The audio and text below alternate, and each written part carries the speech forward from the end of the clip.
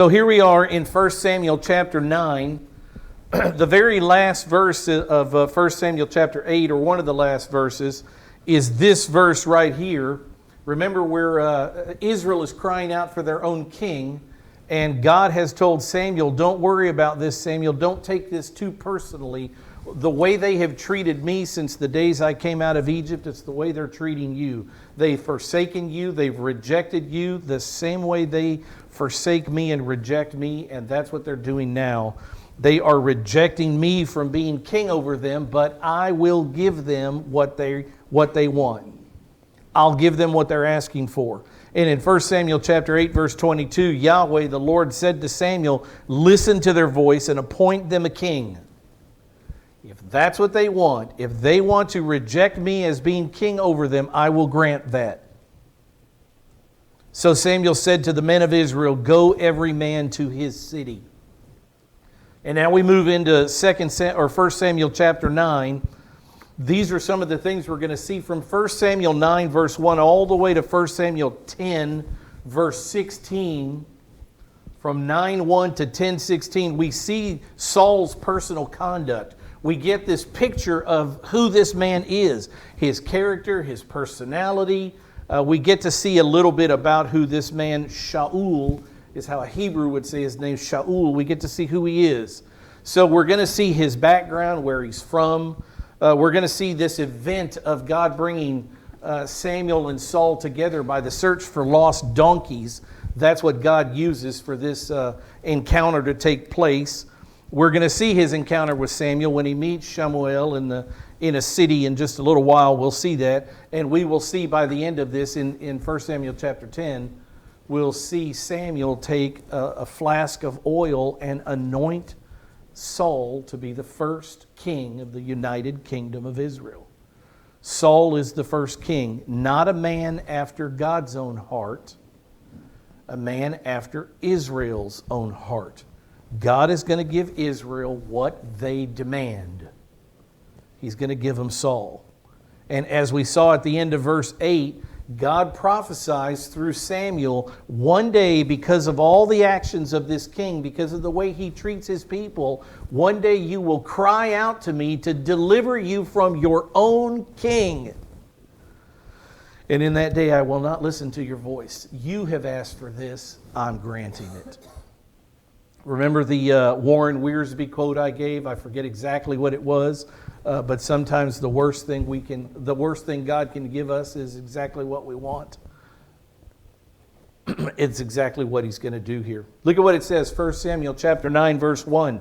Now there was a man of Benjamin. We're finding out Saul's background. Who is Shaul? Where's he from? What tribe is he from? Tribe of Benjamin should already be putting up red flags in your mind. I'll show you why in just a minute. It says, now there was a man of Benjamin. Remember, Jacob had 12 sons. They would become the 12 tribes of Israel. Benjamin, the last born, the son of Rachel, Joseph and Benjamin.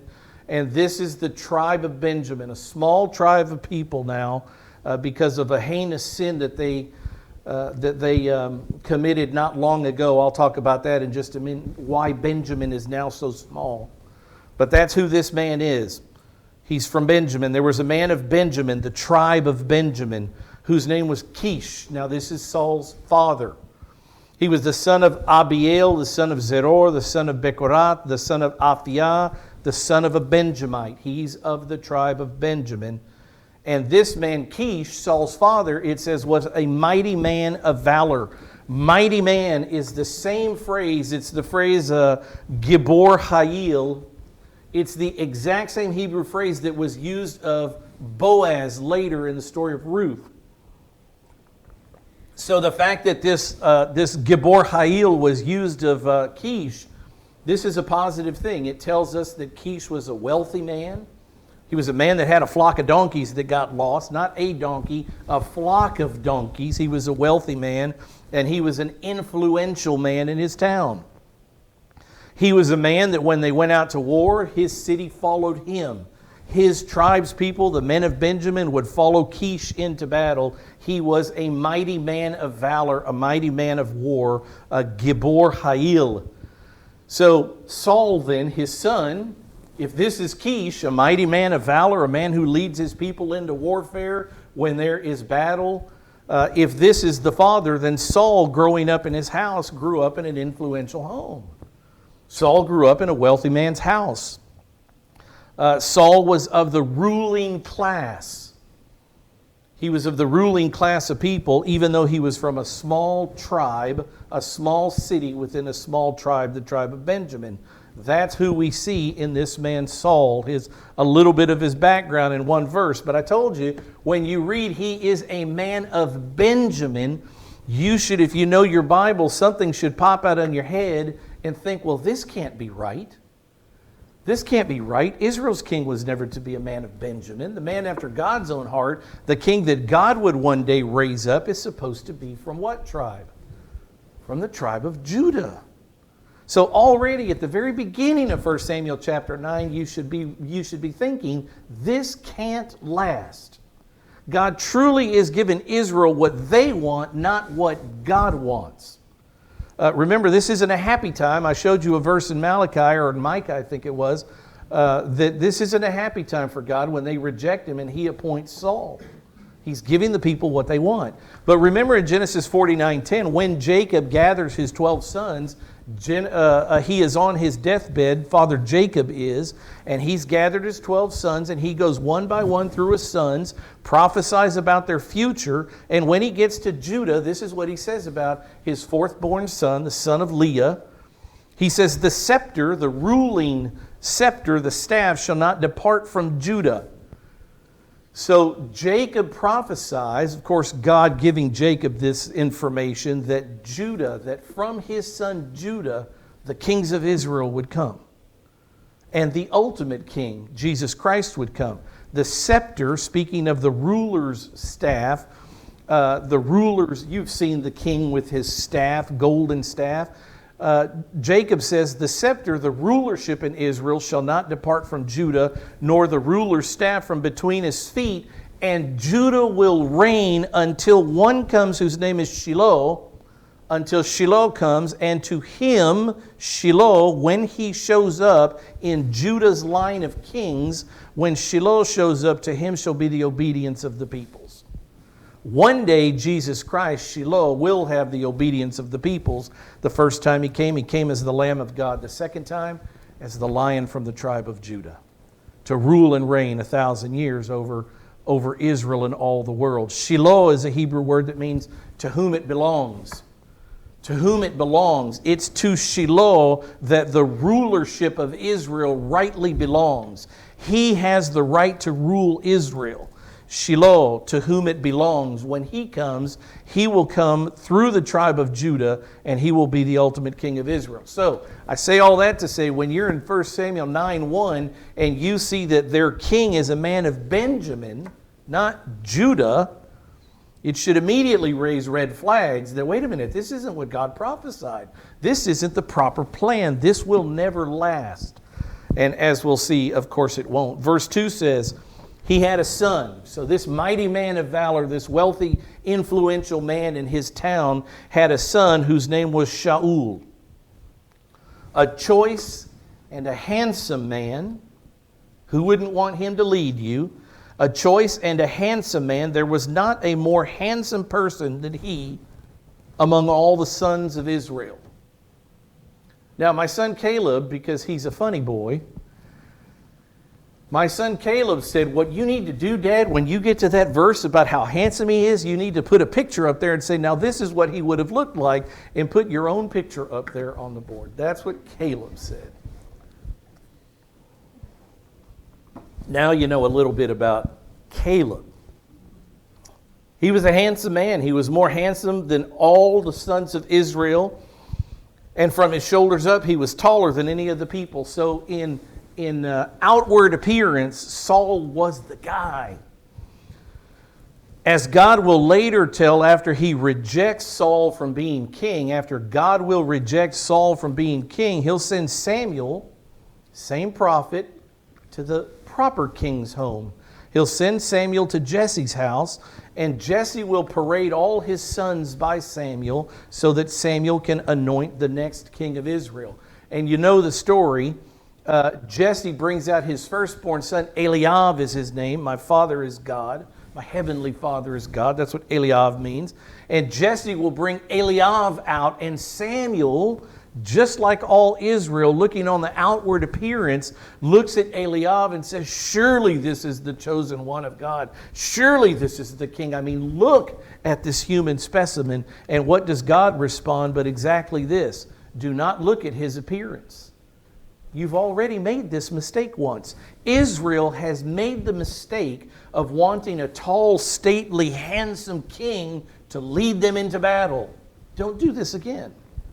He said, do not look at his appearance or at the height of his stature, because I have rejected him. He's not the one I've chosen. Eliab is not the king. For God sees not as man sees. Yahweh sees not as Israel has seen. For man looks at the outward appearance, but the Lord Yahweh looks at the heart. And after all of Jesse's son parade before him, and the Lord hasn't given Samuel any indication that the king is present, Samuel asks Jesse, surely you have another son. Well, I have a young, insignificant son, a shepherd boy. And Samuel says, bring him, I'm not moving. No one leaves until David shows up. And he anoints David, the young little redhead, ruddy little boy. He will anoint David, not big, strong, handsome, tall. I'd love to see David. Can't wait to see David, because his appearance was not like his older brother Eliab. God said, I'm not interested in how he looks. I created him exactly the way he is. I choose the man of my own choosing, the man after my own heart, David, not his big, strapping, handsome lad of a brother, Eliab. Something to learn that Israel hasn't learned yet. It's interesting here in these in this information about Saul, that he's handsome, that he's tall. What don't we know about him? We don't know anything about his ability to lead a nation as a king. There are no kingly, royal attributes given about Saul. All we know is that his father is a wealthy man of valor, a mighty man, Gibor Hayil. We don't know that about Saul. All we know is he's a good-looking tall boy. But we don't know of his character. We don't know of his leadership abilities. We don't know of his wisdom. We don't know any of those things. The Bible doesn't tell us those things. It just says that what Israel was looking for was a king to lead them in battle, and God gave them what they wanted. This big, tall, handsome, strong man. But as we'll see, and we know clearly, you can't judge a book by its cover, can you? The cover was fantastic. The inside of the book was rot. Saul had some wonderful characteristics, as we'll see, as we start lining this out and seeing who he was more. His compassion for his father we're about to see. He had some good characteristics, but as a leader, he was terrible. He was a terrible leader of Israel, impatient, politically aloof. We'll see things here in just a minute. He was not what Israel needed. Yahweh should have remained their king, but it's what Israel wanted. Remember, they wanted a strong man to lead them into battle. I've shown you that verse. Shaul, the name Shaul means, because names have meaning and words have meaning, and meaning is important. Shaul, interesting, means asked for. One who is asked for. Shaul. In 1 Samuel chapter 8, verse 10, let me show you this verb. I mean, God is working here with the name Saul, Shaul. There's an irony here that God brings up in calling this man to be king. The one that Israel asked for, God gives them this man Shaul, whose name means you asked for it. He was asked for. That's what Shaul means. In 1 Samuel 8, verse 10, this is what the scripture says. So Samuel spoke all the words of Yahweh to the people who had asked of him a king. In God's brilliance, the one who was asked for is exactly what they got. Shaul's name means asked for. The verb here, you had asked of him, is the Hebrew verb sha'al. It's all the same, S-H-L, same consonants, just change a vowel from the noun Shaul to the verb. His name means you asked for him, you got it. He was asked for, and this is what I've given you. The one who was asked for, Shaul. So now in verse 3, the story turns to this event, this story that only Yahweh could orchestrate. How is it that if God is going to make Shaul the king, a man of Benjamin who lives in the area of Benjamin, how is it that Shaul is going to get him or God is going to get this man Saul and Samuel who will anoint him as king? How will God get them together? And the answer obviously is a herd of lost donkeys. Isn't it interesting the way God does things? God will make a flock of Kish's donkeys get lost, and that's how he brings this meeting together, a flock of lost donkeys. He's so imaginative, so creative, this Lord of ours. Look what it says in verse 3. The donkeys of Kish, Saul's father, were lost. I wonder who was in charge of keeping track of those donkeys. I wonder if it could have been his son Saul. Interesting that Saul here is being called by Israel, by God, because Israel wants him to be their leader, to lead Israel, yet he can't lead a flock of donkeys, a herd of donkeys, without losing them. Donkey's not a little animal, but yet they're lost here. I wonder if Saul had something to do with it. So Kish says to his son Saul, "Take now with you one of the servants and arise and go search for the donkeys." Who knows how many donkeys there are, but it's not 2 or 3. He wouldn't have bothered with 2 or 3 lost donkeys. It's an entire herd of donkeys that probably under the care of Saul have been lost. And so his father sends him out to go find these donkeys. Not a good shepherd. The Bible doesn't say that Saul was a shepherd, but I'm saying as a keeper of things, not a good leader of men, Saul. But as we'll see soon, previews of coming attractions, David, the one who would take Saul's place, the king after God's own heart, will be a proper shepherd of people. In 2 Samuel chapter 5, it says, "Then all the tribes of Israel came to David at Hebron, and this is what they said to David." He reigns from this city, Hebron, for 6 years before he finally gets moved to Jerusalem. But look at what the people of Israel say to David. "Behold, we are your bone and your flesh." Previously, when Saul was king, look who they give the credit to. When Saul was king over us, you were the one who led Israel out and in. This leading out and in, I've told you before, is all war talk. When we go out, when we come in, it's war talk. Going out to battle, coming back from battle and victory. And what the people of Israel recognize is that even when Saul was the king, David, you were the one that led Israel. You're a leader of men. Saul never was. He's not the one who led us in and out in battle. And Yahweh said to you, to David, "You will shepherd my people Israel, and you will be ruler over Israel." God's choice was David. The people preempted him. They got in front, the horse before the cart. The cart before the horse. They demanded a king. They got Shaul, the one they had asked for. But even while Shaul is king, David is the one who's the leader of the people. He will show up very early in the story of Saul and his life. Verse 4, he's looking for lost donkeys.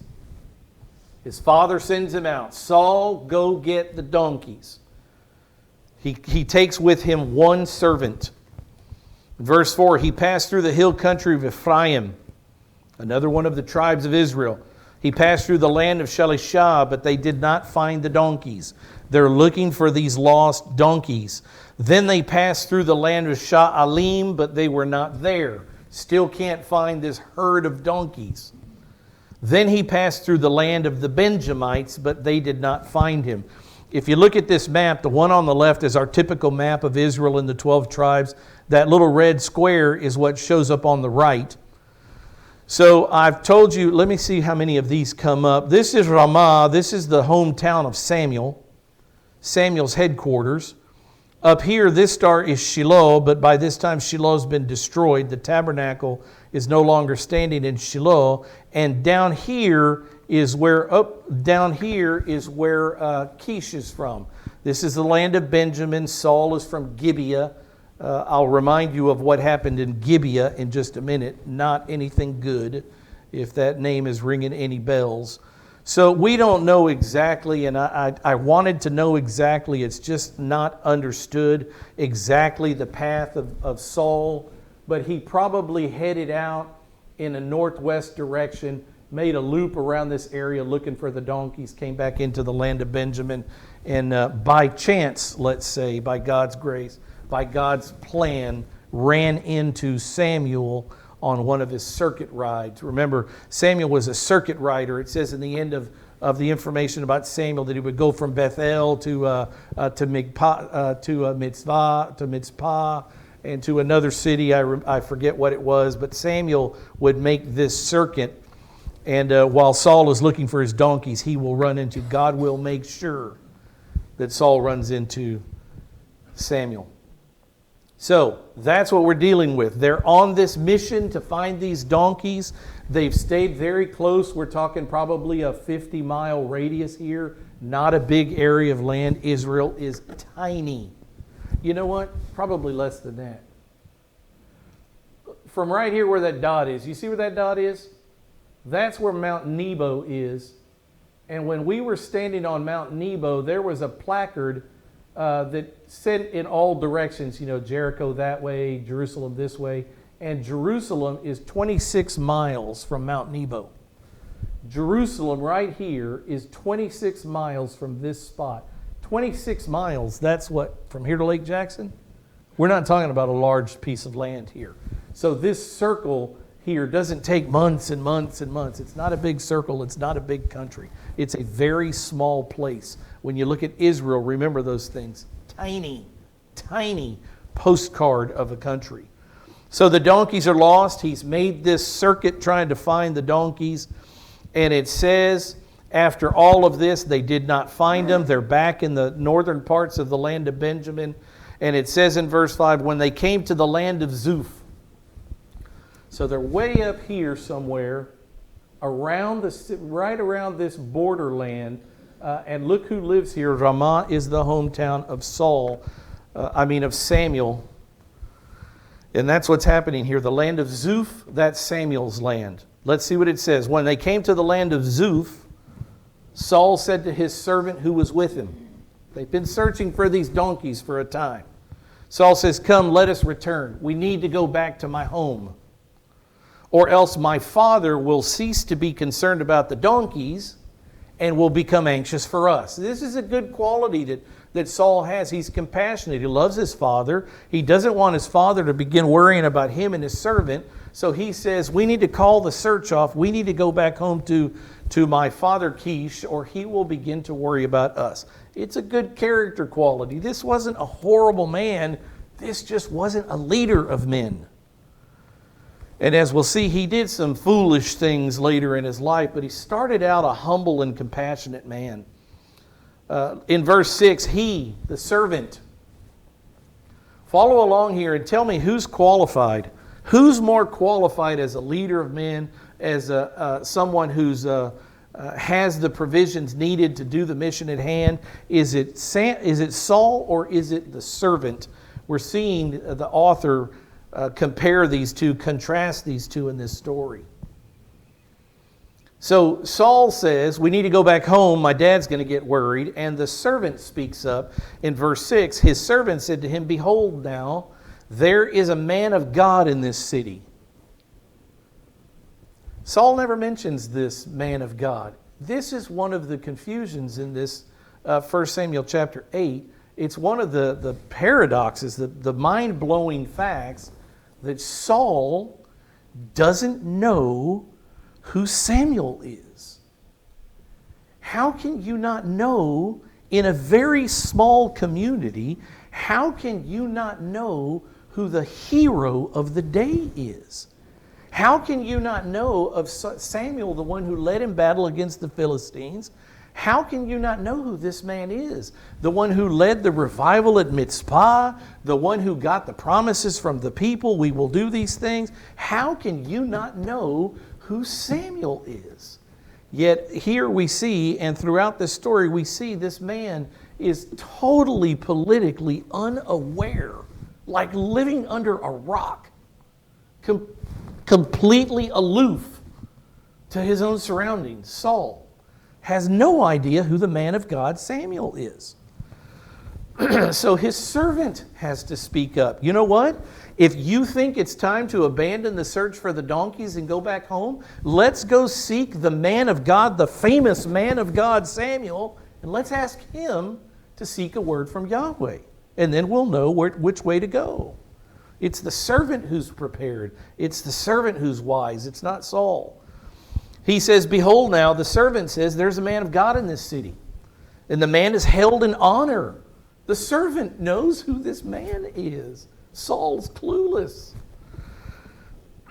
All that he says surely comes true. Now let us go there. Who's the master? Who's the slave? Turn that on its head. It's the servant leading Saul. Let us go there, commands his master's son. We need to go see Samuel, the man of God. Let us go there. Perhaps he can tell us about our journey in which we've set out. Maybe he can tell us where the donkeys are. Maybe he can tell us whether it's wise to abandon the search or not. Let's go seek God's advice and guidance. But Saul wasn't of that. Saul wasn't involved in that. It was the servant who led the way here. Again, the author here, don't miss it, is highlighting Saul's ineptness. I tell you, for the first chapter and a half that Saul is introduced in the Bible, what we read about are his inabilities. Some wonderful character qualities like compassion about his father, but in leadership, complete inability, ineptness. And what we see instead is this servant of his has keen instincts, understands what to do, understands when to do it, understands where to seek guidance, seeks Yahweh's prophet Samuel, a wonderful man, this servant. A quick verse to tell you about Zuph. I say it's the land of Samuel. In 1 Samuel 1:1, if you turn back and remember, it says, now there was a certain man, this is speaking of Samuel's father, there was a certain man from Ramathaim, Zophim. Zophim, the plural for Zuph. You see the same letters there?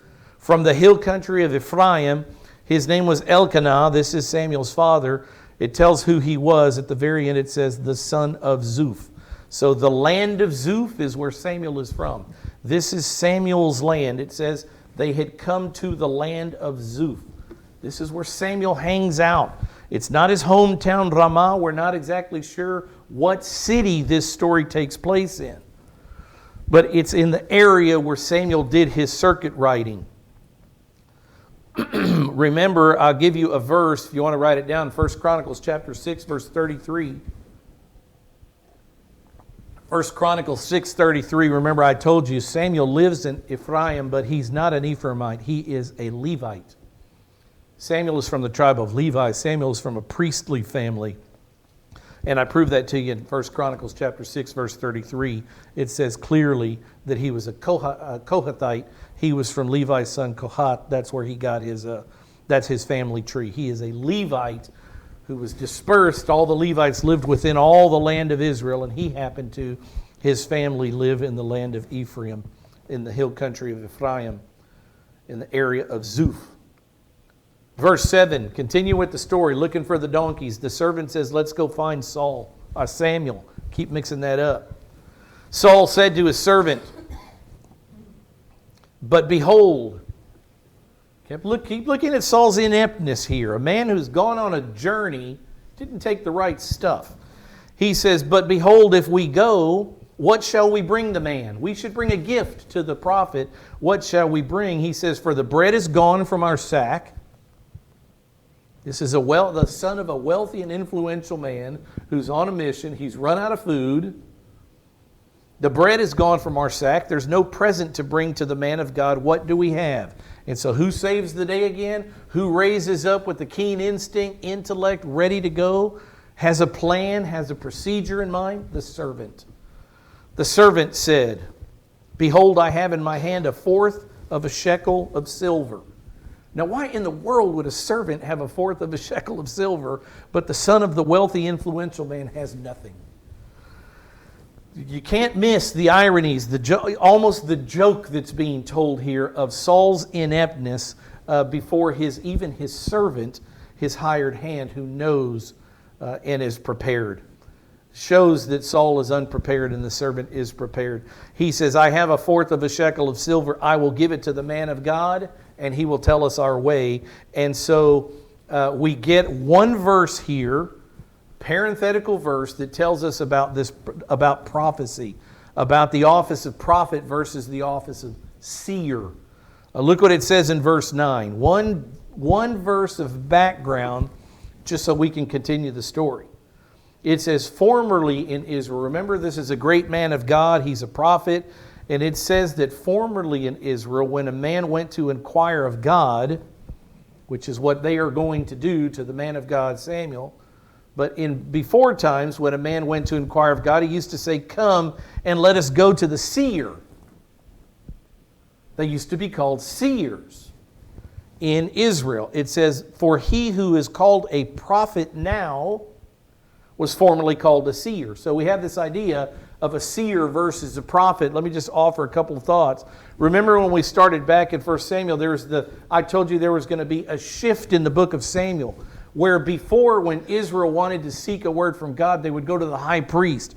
They would go to the priest, and he would he would find out through his Urim and Thummim, his stones in his breastplate. The priest was the one that was guiding Israel.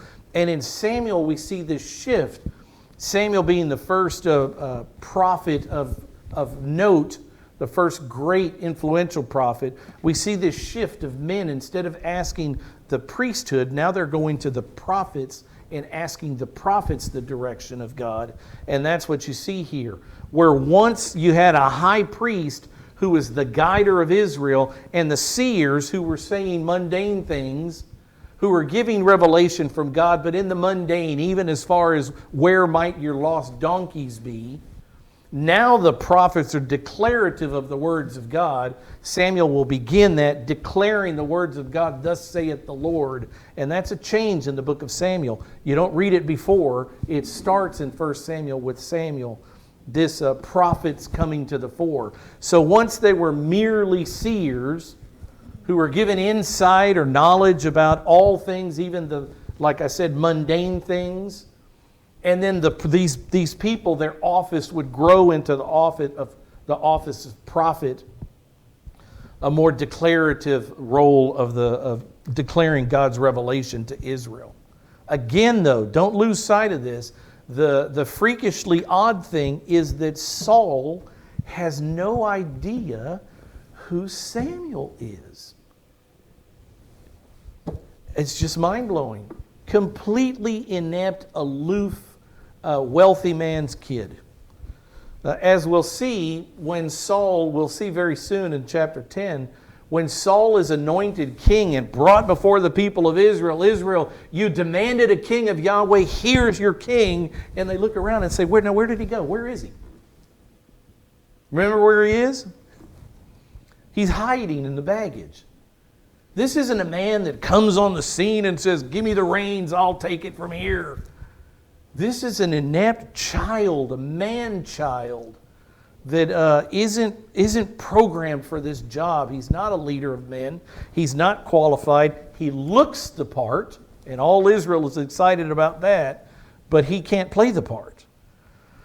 And that's who we continually see Saul as being presented as, a man who has no idea who the prophet and judge of Israel is at this time in his life.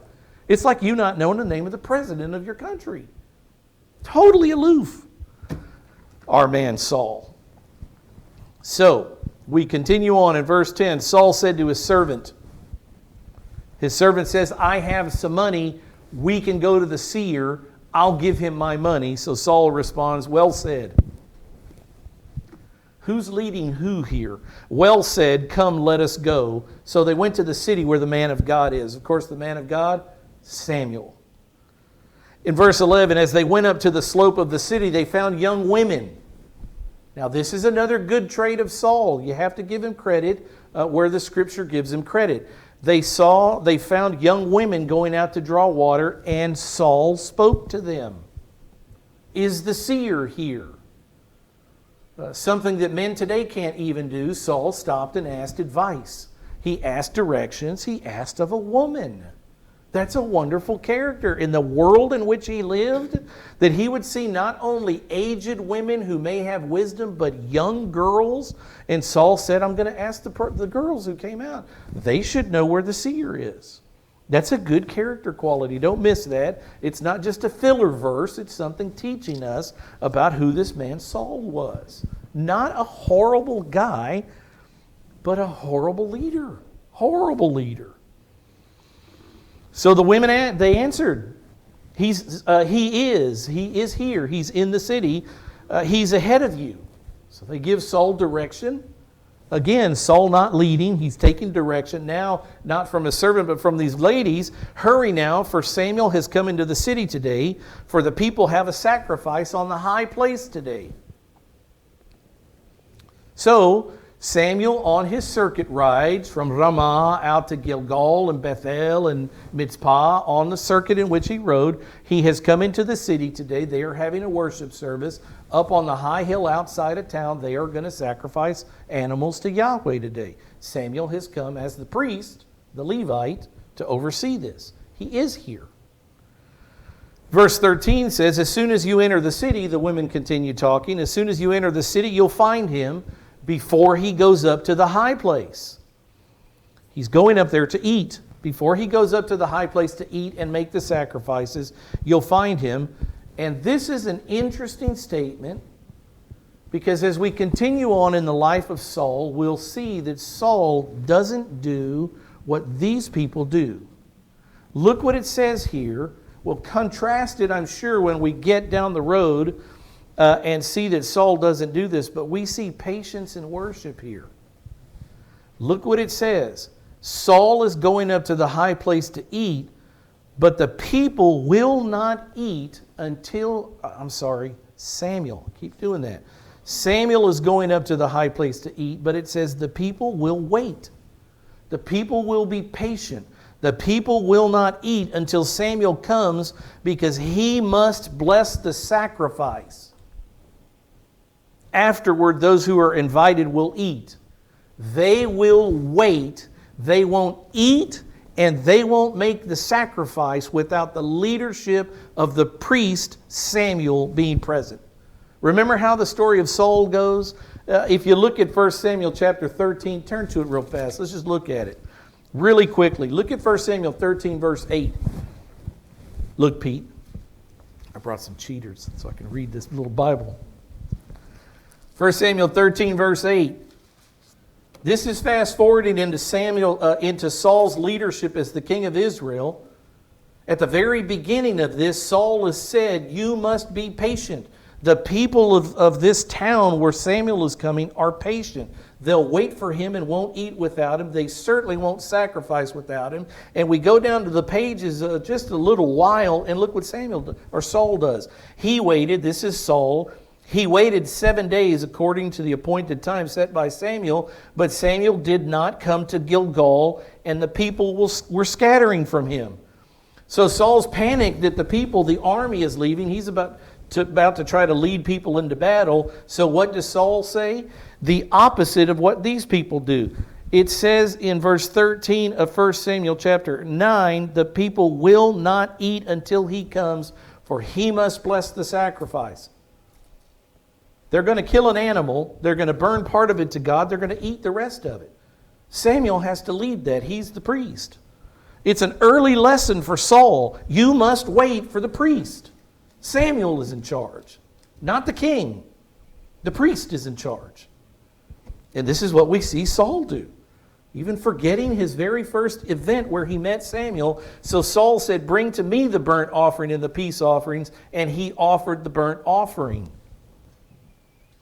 Samuel gets there immediately. Look what it says. As soon as he finished offering the burnt offering, behold, Samuel came. He was minutes away. But Saul, not doing what Samuel the priest said, Saul jumps out in front of Samuel and says, I'll do this my way. I'm in a panic. You don't understand the situation. The army is scattering. I can't wait on Yahweh's priest to lead. I must offer the sacrifice and lead my people into battle. And Samuel says, wicked and evil you have done.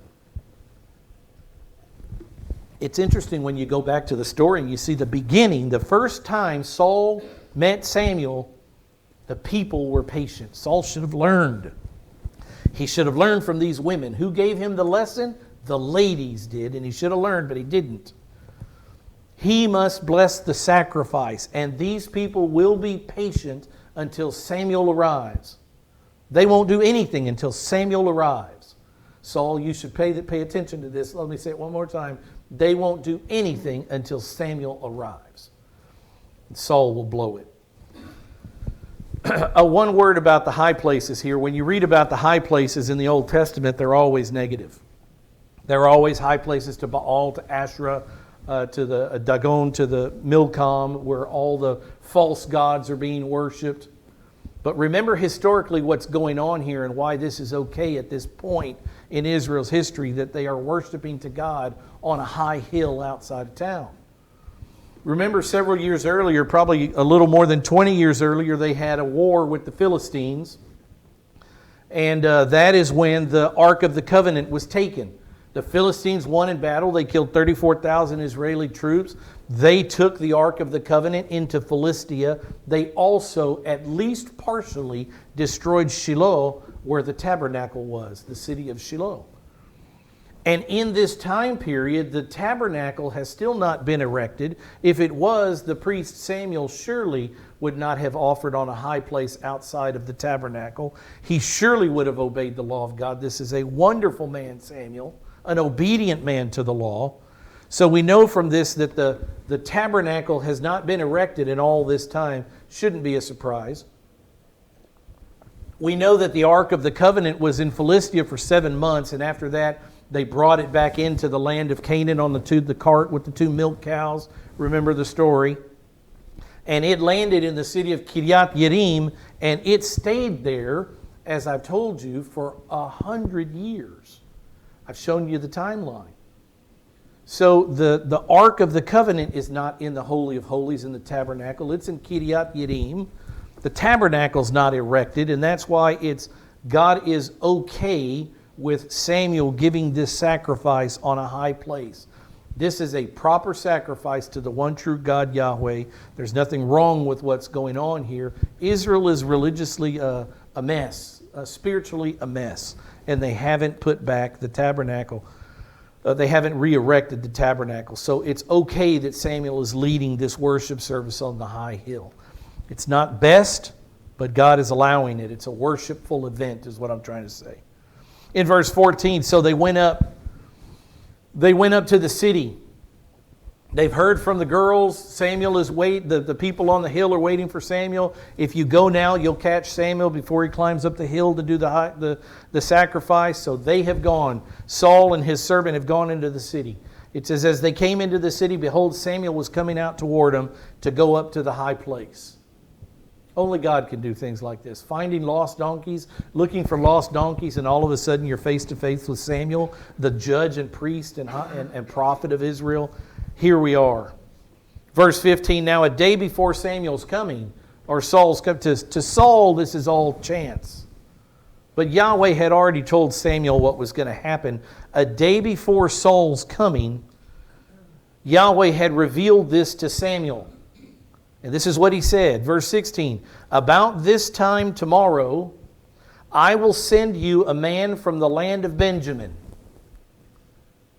Totally explains to Samuel what's going to happen. How else would Samuel know if God hadn't told him, the king is coming to you, Samuel. You anoint the king. That's what's going on. I will send you a man from the land of Benjamin, and you shall anoint him to be prince or ruler. The Hebrew word is Nagid here. It's not Melech, it's not king. It's the word Nagid, which means ruler or leader. You shall anoint him to be ruler over my people Israel. and he will deliver my people from the hand of the Philistines. If only Saul would have been obedient from God, Saul would have been the one to free Israel from the Philistines, but he didn't. It ended up being David who had to take that role from Saul.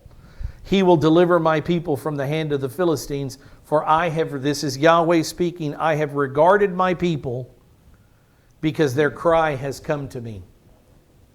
Regarded is the word translated, it's the Hebrew word ra'ah. Ra'ah means to see or to understand, to perceive. And what God is saying here when he says, I have regarded my people, not that I have sympathy for them, they've cried out to me, they need deliverance, I've raised someone up to deliver them. All the word more means that I know what Israel wants, I see it, I perceive it, I know their heart, and this is what I'm giving them. I perceive my people. I understand their heart motivation perfectly. I see what they're doing and what they want. They've rejected me as being king. Their cry has come to me. I've heard it. Verse 17 says, when Samuel saw Saul, the Lord said to him, behold, this is God talking to Samuel about Saul. Behold, the man of whom I spoke to you. This one shall rule over my people.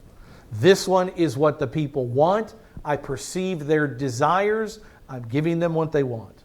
I'm giving them this inept politician.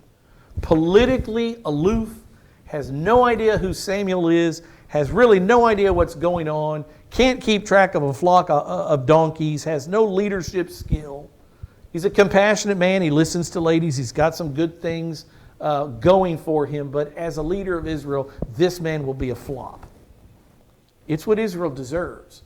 A nation gets what they deserve. God is the one who raises up kings and puts down kings, and at any given time, a nation will get exactly what they deserve, and this is what God, this is who they deserve at this time, King Saul.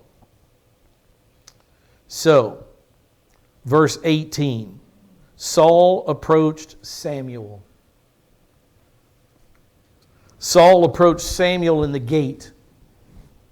As Samuel's leaving the city gate, Saul approached Samuel in the gate and he said, please tell me where the seer's house is. You say, Rick, how do you know that Saul didn't know who Samuel was? Isn't that kind of a stretch? Look what this says. He's standing face to face with the man who's fought the Philistines and freed them earlier from the Philistines. He's standing face to face with the judge of his region, the prophet of God, the great man Samuel, has no idea who he is. Can you tell me where the seer is? Astounding fact that Saul has no idea who the prominent leader of Israel is. But he doesn't. Tell me where the seer's house is. And in verse 19 it says, Samuel answered Saul and he said, I am the seer. I wonder what Samuel's immediate thought was as he's face to face with Saul, who Yahweh has just said, this is him, Samuel. This is the one who will lead Israel. As Samuel sees Saul walk up to him and ask him the most inept question you could ask, where is the great leader of Israel, when you're standing right in front of him? I wonder how disappointed Samuel was. He sees this great, handsome, broad-shouldered, tall man walk up, and all he can say to him is, do you know where the seer is? I can't imagine how what Samuel's thinking must have been. Samuel answered Saul and he said, I am the seer. But in his great grace, we'll see as we pick up here next time what Samuel does in this meeting with Saul. He treats him absolutely wonderfully. Rolls out the red carpet before Saul. Lets Saul go before him up to the high place, a place of authority. Gives him the finest meal available up on the high place. The shank, the leg of the animal he's saved for Saul. When they come back down, he lets Saul sleep on the roof, which was, it's the presidential suite in a hotel in the ancient world. To sleep on the roof is where you wanted to be, where the nice evening breeze would blow. It's the coolest place in the house. He completely rolls out the red carpet for Saul before anointing him as the ruler of Israel.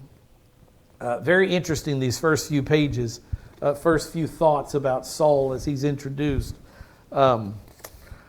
Israel's going to get just exactly what they asked for in King Saul. We'll pick up here next time. Let's close in prayer. Heavenly